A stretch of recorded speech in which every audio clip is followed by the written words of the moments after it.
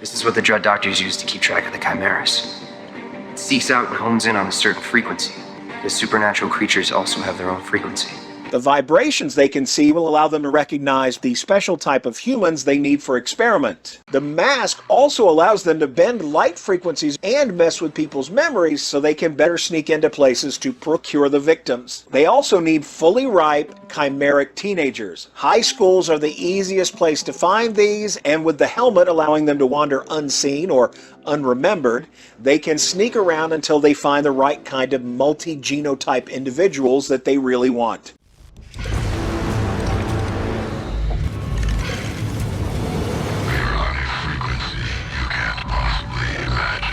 Chimera have two different types of DNA in their body. Most humans only have one type of DNA. It includes all the instructions that make you the person you are. Eye color, skin tone, whether or not you drink too much, and even who you find attractive.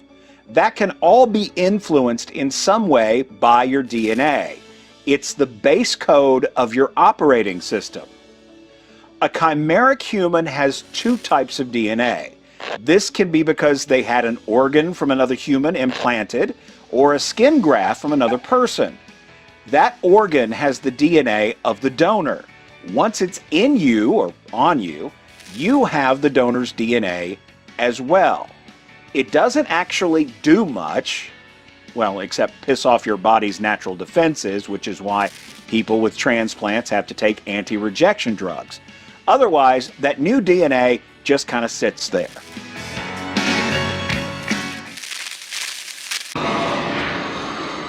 When the Dread Doctors came along, they looked for chimeric teens because they wanted to attach different supernatural bits to the two different types of DNA in order to create a host for their big bad. They were able to activate both types of DNA to achieve the werewolf hybrid creatures we saw. We don't know how they did that, but it's Beacon Hills. I mean, come on.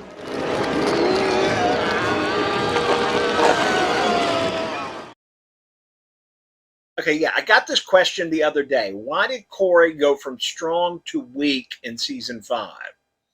We don't talk about Corey enough. He turned out to be one of the most powerful creatures on the show. He could not only go invisible by dipping into another dimension like a Ghost Rider, but he could merge that other dimension with our own. Right there! Definitely an impressive and useful ability. But other than that, he turned out to be a physically weak character. Or I should say he turned into a physically weak character after he died, because just before that, he was ripping out supersats. It turns out this last-minute burst of strength is a common symptom of all the failing chimeras. We saw it with Tracy. Also, Corey's ex-boyfriend got really strong and aggressive toward the end. The two chimeras that we know about, Hayden and Corey, they're healing faster and getting stronger. They don't need our help. So this impressive burst of strength we saw with Corey actually just meant that his death was near. I kind of love all the thought that went into this one chimera. Noah Patrick was a sophomore when the Dread Doctors decided to use his natural chimeric features to make one of their artificial creatures.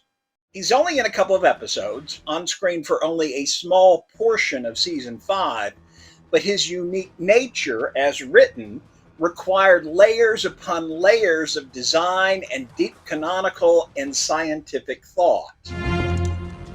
So we all know how the Dreads make their fake monsters. Take a regular teen with two distinct sets of DNA and somehow strap on fake versions of the abilities that we see from real supernatural or natural creatures. With Corey, we got a base of werewolf and an extra dose of Ghost Rider juice, which allows him to slip sideways dimensionally and become invisible to humans. Not tonight. With Belasco, they just did a werewolf and added Garuda claws. And with Noah Patrick, they tried to make a berserker. I say they tried to make a berserker because they couldn't actually accomplish it. The fail is mainly down to the fact that berserkers aren't a type of creature. They are humans or other creatures turned into berserkers. You are about to become something unrecognizable to your friends. Kate, don't! Kate, don't! No! So trying to make one, like growing a full berserker from scratch without a temple or all those borrowed bones, turned out kind of interesting. Really sad on the whole, but still interesting. When we first meet Noah, he's Capri Sunning a bloody-looking medical storage bag. Now, this is our first clue that his design is not great.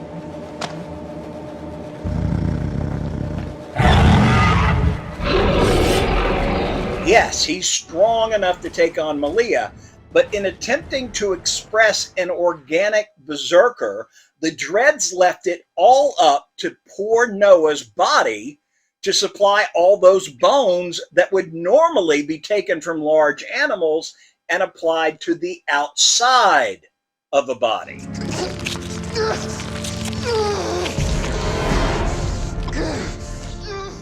Look at his skull when he tries to transform. You can see the pattern. Whatever the dreads used is trying to express a berserker mask under his skin.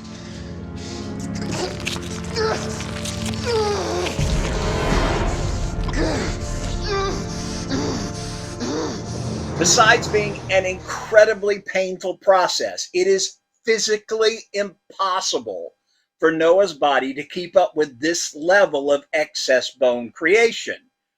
Whereas a werewolf's spark would allow such growth painlessly in a true supernatural creature, Noah has no spark. There is no divine energy helping him here at all. That's why when we first see him, he is sucking on this bag.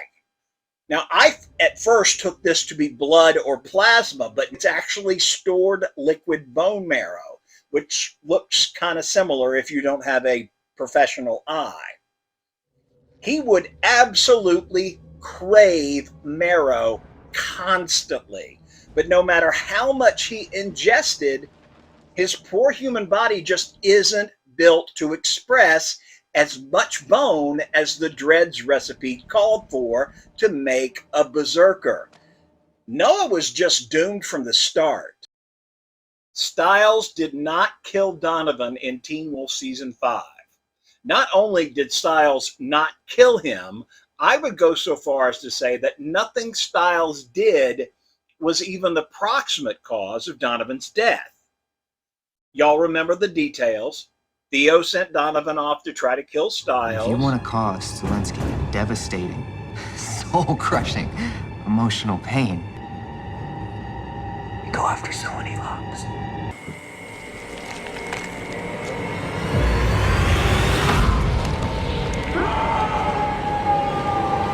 The chimeric cannibal first attacks him in the parking lot.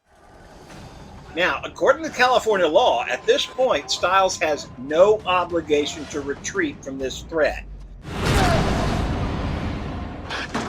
He could have legally killed the man where he stood and be perfectly justified.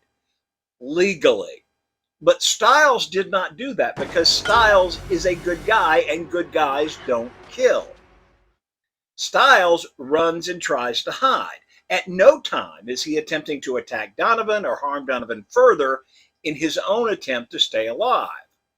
Stiles is the victim of a brutal attack and a pursuit, and he runs away from the danger in an attempt to save himself.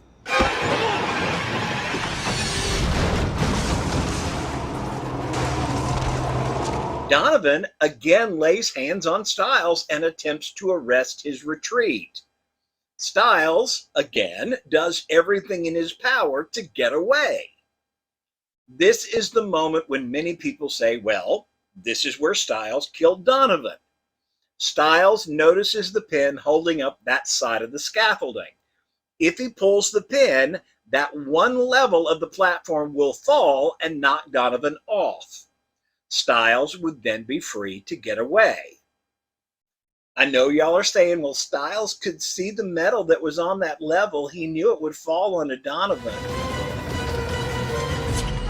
To that, I say only Lydia could have foreseen the 1 in a billion chance that something falling from that level would pierce Donovan's chest and kill him.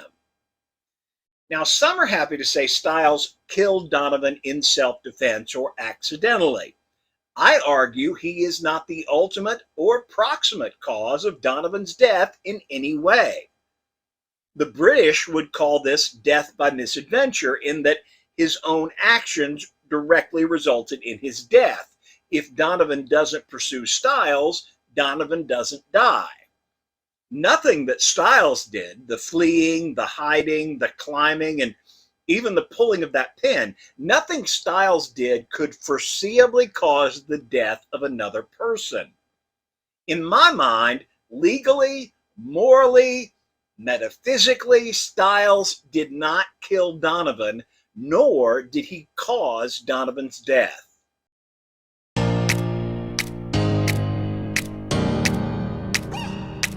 Hello there.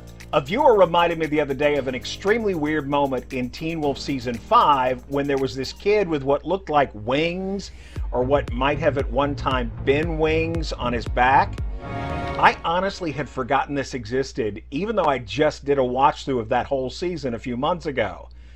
I guess I forgot it because it was literally just a second or two on screen, and then it didn't actually go anywhere, because the only reason that whole locked in a cage setup existed was so Theo could save Liam and Hayden instead of Scott.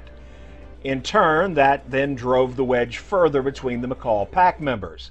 Anyway, that got me thinking about the other forgettable and useless hybrids from Teen Wolf Season 5, and after 2 days of microphone problems, here we are with my list of the worst Chimera.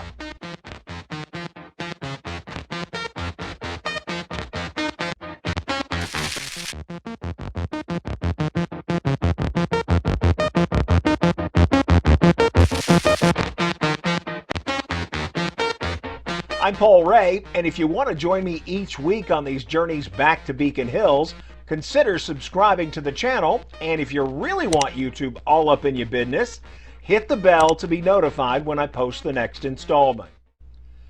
Now, I'm not being overly harsh when I say that many of the Dread Doctor's creations were useless. I mean, Theo was trying to build a fighting force.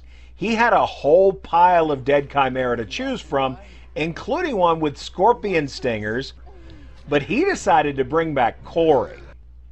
Now, I'm not saying Corey is the worst Chimera. He came in real handy against the Ghost Riders, but we didn't know that when Theo was looking for fighters, so there must have been a whole lot of uselessness in that pile if the invisible twink made it to the Chimera varsity squad. Seriously though, Corey turns out to be one of the more useful Chimera and is therefore at the very bottom of the worst list. Does that make sense? His powers seem to be simple camouflage, but it turns out he was going completely out of phase with our reality whenever he went invisible. This suggests to me that he got a little more of the Ghost Rider juice than the others did. He's so powerful he was able to merge the Wild Hunt with the real world over a large area.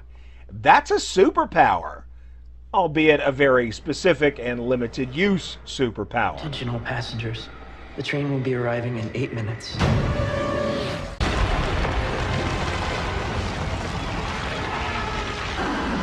Next up, we have Belasco. The big guy was created for a very specific purpose. He was to use his Garuda claws to siphon the Alpha Spark out of Scott McCall and then get him out of the way so the Dread Doctors could get on with their master plan. The Garuda is basically a giant bird. Sometimes it's depicted as a bird-man hybrid that serves as transportation for the god Vishnu in certain mythology. In the Teen Wolf universe, we only got to see its claws on Belasco, who was mostly werewolf in appearance. His claws were the best part about him because they were basically spark siphoners. You could plug them into a hellhound, a werewolf, or a were-coyote and steal their abilities. Well, you could do that if you weren't Belasco. He failed to accomplish his mission, and the Dread Doctors retired him. On a side note, I asked Jeff Davis why he had birds fly out of Belasco's chest when he died. I wondered because I half remembered this visual from a nursery rhyme when I was a kid. According to Jeff, they did it because it looked cool. Now, to be honest, he actually said they did it to make it clear that the Dread Doctor's process was weird science and supernatural and akin to magic. But basically, all that boils down to they did it because it looked cool. Speaking of disappointing explanations for really neat stuff, Josh's electrical abilities were officially because he was part electric eel. Yeah, I was hoping for some amazing mythical or supernatural creature with lightning bolts like the Native American Thunderbird or a Japanese Thunder Beast. But no, I asked Jeff, and according to him, Josh is just plain old electric eel. Still, these powers were very helpful in certain situations. Not so much against a hellhound, but then again, what is really? So no, Josh is not the worst Chimera. Tracy was also useful. She might have been one of the most useful if she hadn't been so emotionally damaged.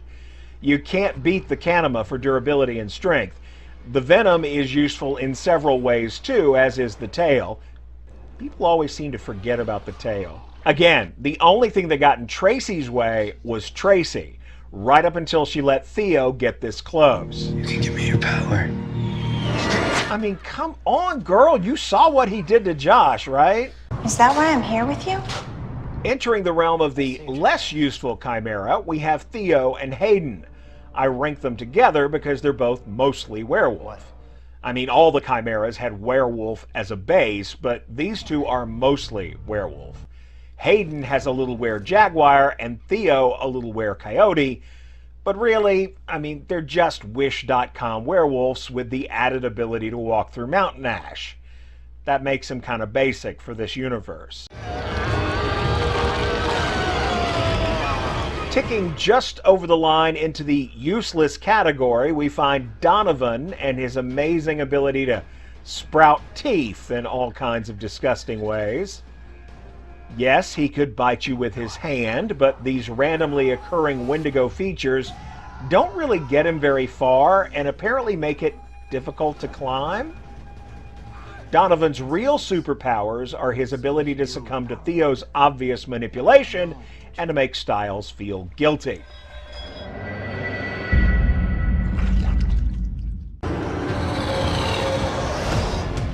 Next up is the coolest of the useless Chimeras.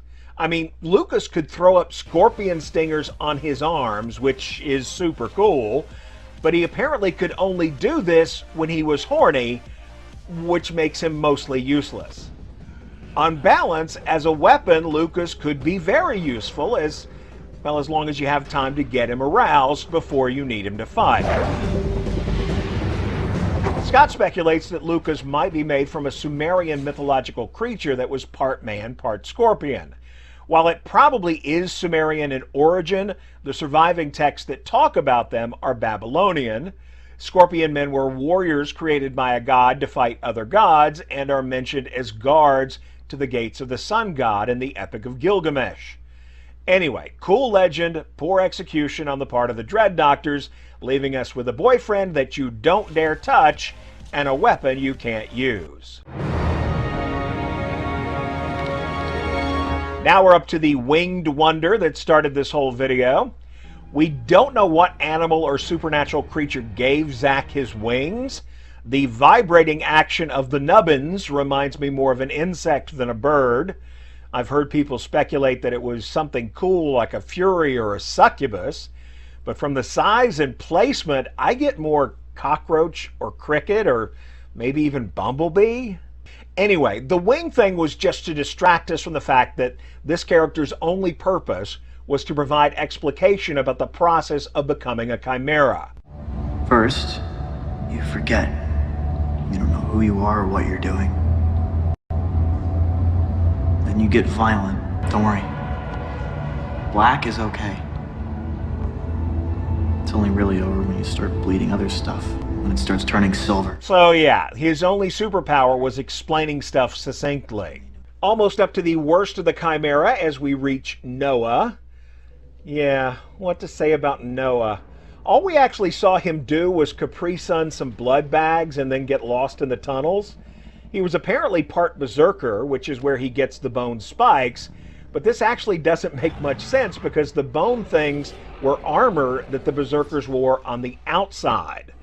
But the Dread Doctors could mix anything with anything, so we get what amounts to a walking mechanical pencil that clicks out bone instead of lead. His bone shards eventually become the unobtainium that the hospital needs to save Sheriff Stilinski, so that got the whole gang off searching in the tunnels and thus revealed Noah's real purpose. He was only there to create a snipe hunt plotline. Finally, we're up to the absolute worst Chimera. No offense to the actor, she worked with what she was given, but seriously, who designed this Quill Girl, or Needle Fingers, or whatever she was supposed to be? What were they thinking when they said, yeah, long, wispy, and fragile-looking claws, and let's put her in a red turtleneck sweater so the audience instantly thinks of Freddy Krueger? What exactly were these things for? Knitting, maybe? I mean, yeah, she could probably scratch her own back really effectively, but these are in no way weapons unless they're loaded with venom or something, and even then, you'd have to get really close or be really accurate to hypodermic somebody. Of course, we don't know what she could do because they only ever showed her dead. These design choices also really screwed over Kira because it looks like she just straight up murdered a normal girl with a bad manicure. But getting Kira in trouble was kind of the point. That and, of course, the slap.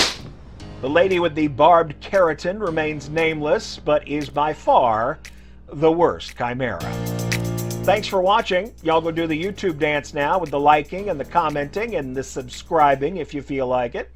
I'll see you next time we go back to Beacon Hills.